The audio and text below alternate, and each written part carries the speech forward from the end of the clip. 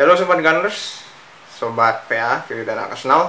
Selamat datang di subtema PA, Video dan Arsenal, yakni subtema di channel PA Series yang akan ngebahas tentang seputar Arsenal lah, tentang nge-review dan preview pertandingan Arsenal.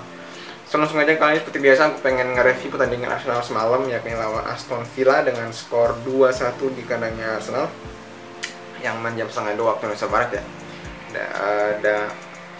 Dan ya, tepat sekali pertandingannya tidak terlalu tepat seperti dugaanku, namun kurang lebih skornya yakni sesuai perkiraanku sekitaran 2-0-an lah, walaupun akhirnya di sini kejebol juga 2-1 gitu, dan sesuai prediksi lah, kurang lebih agak-agak beberapa dari perkiraanku benar di pertandingan ini. So langsung aja mulai dari babak pertama. Jujur aja aku nontonnya tidak dari menit awal ya, aku karena bangunnya telat dan bangunnya sekitar, pokoknya mulai nontonnya itu di sekitar menit ke 30-an lah, sekitar 1 atau 2 menit sebelum Gapsus gol ini, gol pertama. Namun kalau aku simpulkan secara singkat, di babak pertama ini Arsenal tidak se-fighting spirit ketika lawan Fulham, karena beberapa kali Aston Villa yang sebenarnya di sepanjang match kali ini itu mainnya tidak pede dan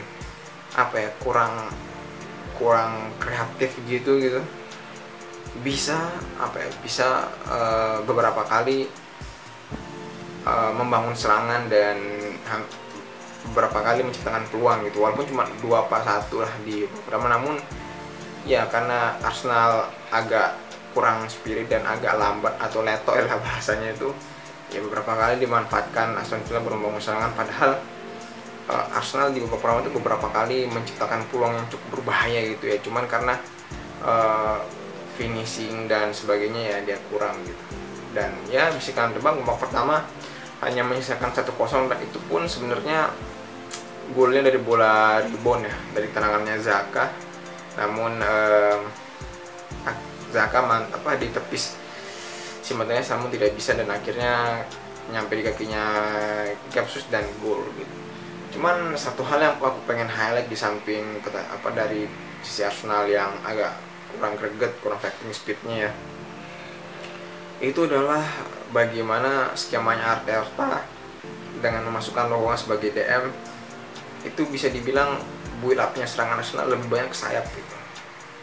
Ya benar sekali prediksiku, kalau misalkan Partey atau ini nggak main dan Loko yang main, kemungkinan pasti agak sedikit balik seperti musim 20-21, yakni Arsenal lebih banyak build up-nya itu dari fullback gitu, enggak dari tengah buat membangun serangan gitu. Dan di sini kan bisa lihat Lokongan itu kayak entah mungkin stylenya anak yang agak kurang fighting spiritnya, atau emang dia kurang kesannya kurang visi lah kan, kurang visi gitu, makanya dia agak kurang terlalu terlibat dalam permainan ya, sesekali sebagai jadi opsi passing aja di tengah kalau misalkan banyak ruang gitu. Namun beberapa kali soal perihal build up bola itu lebih kepada Xhaka gitu, buat nge-build up bolanya gitu dari belakang ke depan buat tengahnya. Namun bisa dibilang yang lebih banyak build up dari sayap maupun dari Xhaka gitu. Padahal Xhaka tahu sendiri di era Arteta tuh lebih sebagai pemain box to box. Namun dengan ketiadaannya Elneny maupun Partey itu dia si Xhaka lebih banyak turun gitu, lebih banyak bekerja keras lah. Dan ya seperti perkirakan juga si Lokongan bakal cuman lari-lari aja gitu, dan kurang terlihat berkontribusi lah gitu. Dan masuk ke babak kedua, di babak kedua nah ini yang cukup bikin greget sih jujur aja. Di babak kedua itu terutama yang menit ke 52-an ya, sampai menit ke 52 sampai sekitar 75-an lah, kurang lebih menit ke 52, hampir sekitar 20 menitan itu Arsenal benar-benar kayak mainnya kurang greget, terus juga lebih banyak kurang greget dan agak seperti lack of imagination gitu lah, kayak kurang kreatif dalam bangun serangan. Dan udah kurang kreatif dalam bangun serangan, itu passingnya juga beberapa ada yang kurang sampai, salah passing gitu. Dan Martinelli juga kadang salah passing, udah juga salah passing, makanya beberapa kali dapat dimanfaatkan oleh Aston Villa buat menciptakan peluang ke golnya Arsenal, dan sempat kan dapat corner kick, dan tendangannya corner kicknya Douglas Luiz itu keren banget sih, by the way. Udah jarang yang golin langsung dari corner kick selain Lampard atau siapa mungkin, udah lama pokoknya si Douglas Luiz itu yang masuk sebagai satu itu buat menggantikan siapa aku lupa juga.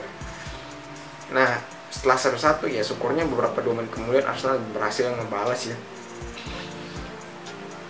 lewat Martinelli. Dan di sini memang terlepas dari emang di babak 1 apalagi agak sedikit berlimpah di babak kedua gitu, di sekitar pertengahan babak kedua lah, awal sampai pertengahan babak kedua itu Arsenal menunjukkan mentalnya ya benar, menunjukkan mentalnya yang kalau kalian lihat musim lalu itu ya Arsenal kalau misalkan udah kebobolan tuh pasti bakal sedikit kesusahan dalam cetak gol, palingan mencetak gol kemenangannya di injury time ataupun 5 menit sebelum pertandingan terakhir. Tapi ini setelah gol langsung segera push gitu. Namun aku sayangkan sih dia mulai dia mulai ngotot lagi tuh setelah kebobolan ya, dia mulai ngotot di babak kedua, khususnya tuh setelah kebobolan gitu kan. Lu nggak perlu harus main ngotot ketika babak kebobolan gitu. Dan ya balik lagi, ini menjadi benar-benar bahan kepercayaan diri yang besar buat Arsenal buat lawan MU besok. Dan mungkin untuk preview MU Arsenal aku bakal upload sekitar Jumat lah, kalau nggak Sabtu pagi, kan mainnya kan Minggu malam ya, bukan kayak Sabtu malam karena ada pertandingan di midweek seperti ini, makanya diundur. Dan apalagi yang aku pengen bahas, dan kalau emang Lokonga masih main, asumsi Lokonga masih main lawan MU ke depannya, I'm not sure Lokonga bisa Lokonga bisa menjadi semacam pembeda di lini tengah ya, karena benar-benar Xhaka bakal kerja keras gitu untuk nge-build up. Padahal tahu sendiri di tengah itu ada gelandang seperti Casemiro, siapa lagi namanya itu, Casemiro sama Eriksen sama si Bruno, karena kemungkinan main 4-2-3-1 ya. Kalaupun Lokonga terpaksa dimainkan lagi, berharapnya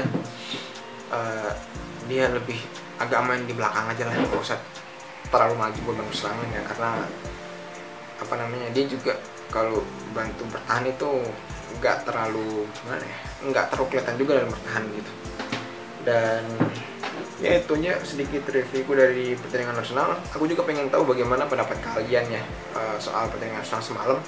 Kalian bisa drop komen di bawah, dan sampai jumpa di preview lawan MU yang akan aku posting mungkin sekitaran Jumat malam kalau nggak Sabtu pagi ya. Oke, see you, thanks for watching Gunners, Sobat PA.